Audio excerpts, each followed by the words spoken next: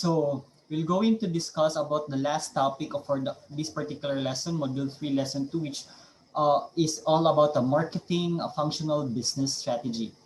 So, to continue with our discussion, we all know that the marketing strategy relates to the formulation and implementation of marketing mix. So marketing mix is the most basic or fundamental marketing strategy that a marketing department can implement in its respective organization. So this marketing mix are collectively or most commonly known as 4Ps, referred to as the product, the price, place, and promotion. So let's start with the product. The product, it includes goods and services that may be offered by an organization to its customers. The major issues for policy decisions for products may include number one, product mix, number two, market segmentation, number three, product positioning, and number four, branding. So in terms of product mix, the choice of product mix depends on the strategy itself by which the organization defines its business. The product mix that an organization may offer should aim at meeting these three possible objectives. We have number one, improving profitability. Number two, securing stability in the face of sales variability. And number three, raising the growth rate of sales. So in terms of product mix, your innovation or your creativity, in other words, will be integrated in this particular strategy. In other words, your creative mind, your creative juices, how you're going to develop and innovate your product offering to your customers so that you'll be able to continuously develop and deliver value to their wants and needs. So these particular questions in mind and the things that you have learned in your innovation management will be going to be utilized in this particular area. So say for example, if you are offering milk tea business, so milk tea no, kay also the milk tea business is really common nowadays. So for example, the product mix or the product proposition or product strategy, what makes your milk tea different from the offering of your competitors who are offering the same type of product? In other words, in layman's term pa, unsay naa sa imong milk tea na wala sa imong competitors. So that's it. So therefore, innovation will take into place. So say for example, nagbutang ka or you added flavoring to your milk tea, you added certain toppings or you added certain mga components or ingredients that makes the taste of your product become distinct and is differentiated from the product offering of your other competitors. Always remember that this particular product offering should be highlighted so that your unique selling proposition or the value that you're going to give to your customers will be highlighted. Next, market segmentation. It refers to the act of dividing a market into different groups of buyers who might require separate product. It is necessary as an organization that cannot serve the needs of entire market. Also, it helps the organization to concentrate its efforts on target market. So I think that you have already learned this from your ENT 104 class or market research and consumer behavior that it is vital or it is very important to segment your specific customers based on common grounds, common wants, common needs, common desires, common attitude and behavior, opinions, interests on a particular product and offering. So I think you have already learned about the geographic market segmentation, the demographics market segmentation such as the age group, the income group, the behavioral market segmentation. In other words, preference to a certain brand, the frequency of purchase of a particular brand, if they're going to willing to buy that particular product in this particular price range, and psychographic, in other words, the behavior, the lifestyle of your target market that will address the specific need and want of the customer. So market segmentation is also very important to in a marketing strategy perspective because as an organization, you cannot really give or deliver the needs and wants of every customer in all market segments.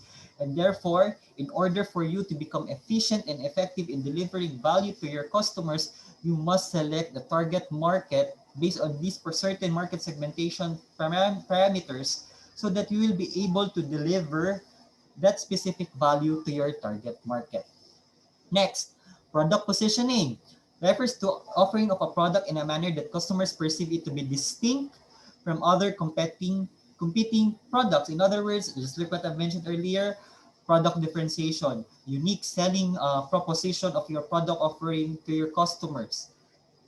In other words, you're going to integrate what the things that you have learned in your innovation management in this particular product, in your product, so that that specific product positioning will deliver distinct value proposition, this distinct unique selling proposition to your customers vis-a-vis or against the product offering of your direct and indirect competitors.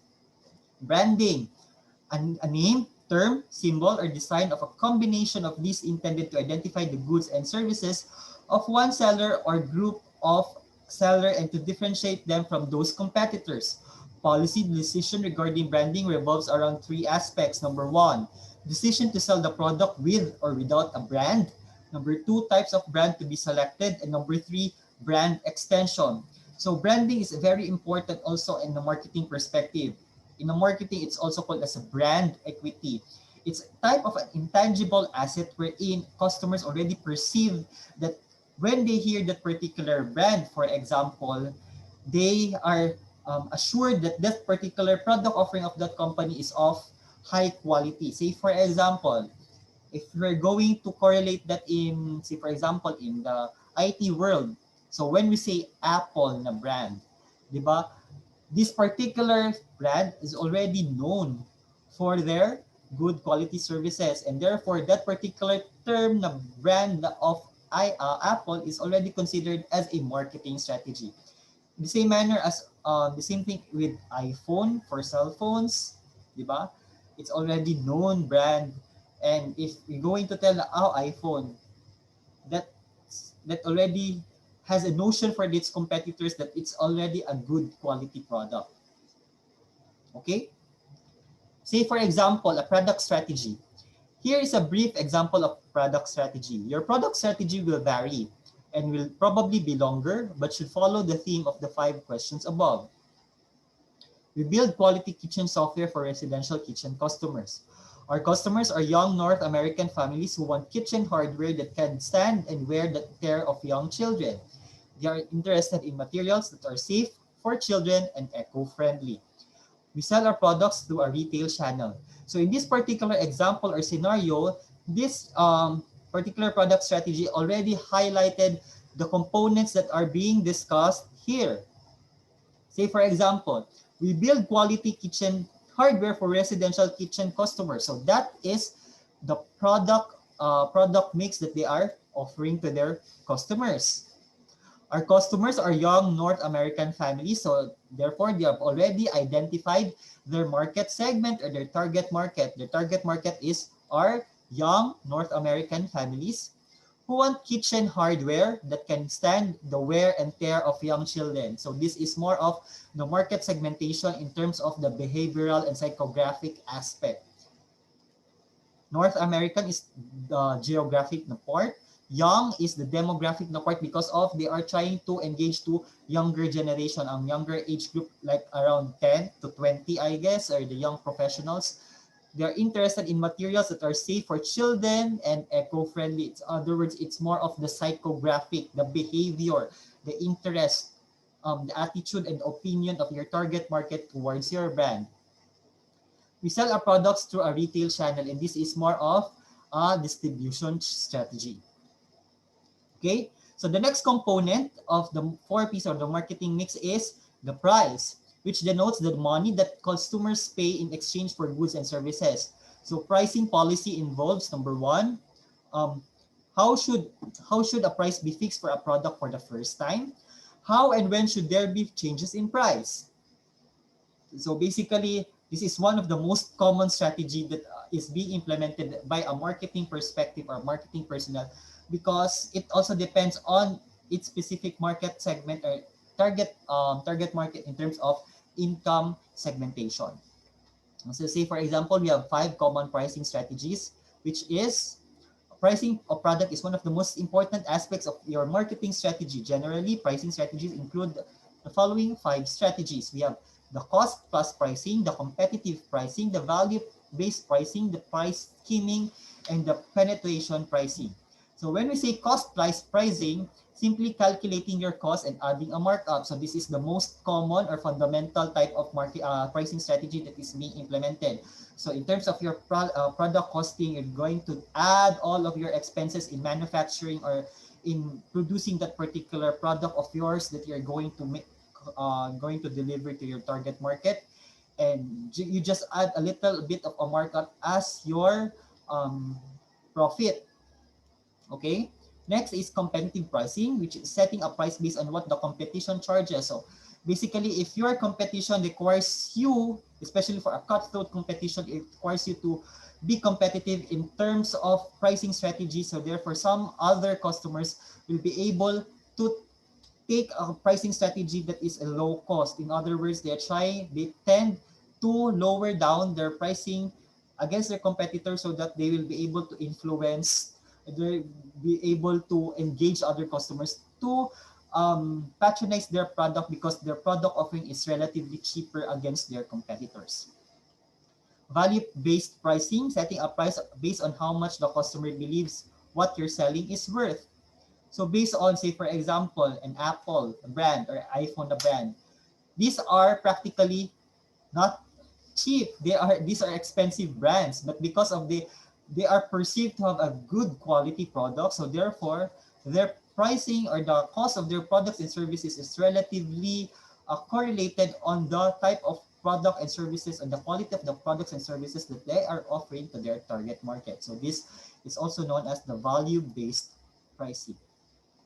Price skimming, setting a high price and lowering it as the market evolves. So say for example, you're trying to market launch a particular new novel product. In other words, a new product that is being, you innovate it in the market and you're the first one to be able to, you're the first one to be able to deliver it to your target market or to your customer in the market. So therefore, the price scheme is you set a very high pricing initially for your product offering.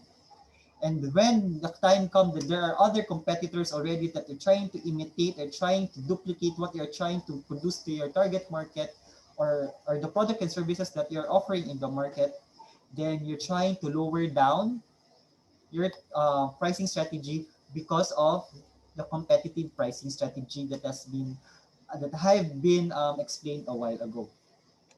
Penetration pricing, it's also a type of pricing strategy which sets a low price to enter a competitive market and raising it later. In other words, if you're trying to penetrate a particular industry, say for example, there are already certain brands that are already established in that particular industry. In order for you to acquire a certain percentage of the market share, you're trying to lower down your cost because you're trying to influence other customers that, oh, you should try first, you try to our product and services because we are trying to offer this particular brand or this particular product offering and services at relatively cheaper price against our competitors. And that's what we call as penetration pricing. You're trying to penetrate first, and then after that, if you're successfully penetrated your product offering in the industry that you want to operate, then therefore slowly by slowly, you're trying to increase, elevate your pricing like afterwards.